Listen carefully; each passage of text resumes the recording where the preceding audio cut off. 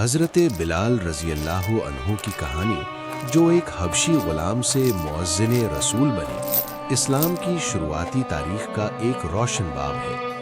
یہ ان کی غلامی، سخت ایذائیں سہنے، توحید پر ثابت قدمی اور آزادی کے بعد کی زندگی اور فضائل کو بیان کرتی ہے۔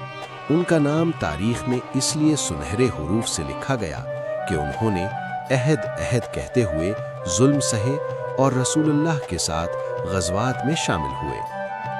ابتدا اور غلامی۔ حضرت بلال بن رباح حبشی تھے اور مکہ میں امیہ بن خلف کے غلام تھے۔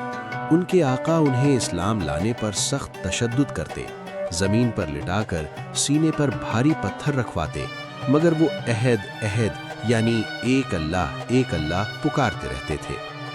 اسلام کی قبولیت۔ جب حضرت ابو بکر صدیق رضی اللہ عنہ نے انہیں اس حالت میں دیکھا تو ان کی عظمت کو پہچانا، انہیں خرید کر آزاد کرایا اور رسول اللہ کی خدمت میں پیش کیا۔ مؤذن رسول۔ رسول اللہ نے ان کی آواز اور تقویٰ کو دیکھ کر انہیں مؤذن رسول مقرر کیا اور پہلی بار اذان دینے کا شرف عطا کیا، جس سے دین اسلام کی نشاندہی ہوئی۔ فضائل اور معراج۔ رسول اللہ نے انہیں جنت میں داخل ہوتے وقت ان کے جوتوں کی آواز سننے کا ذکر فرمایا اور معراج کی رات بیت المقدس میں اذان دینے کا حکم دیا۔ اس سے ان کی بلند فضیلت کا اندازہ ہوتا ہے۔ احوال زندگی۔ رسول اللہ کی وفات کے بعد وہ مکہ میں نہ ٹھہر سکے، شام چلے گئے اور وہیں مقبرہ باب الصغیر میں ان کا مزار ہے۔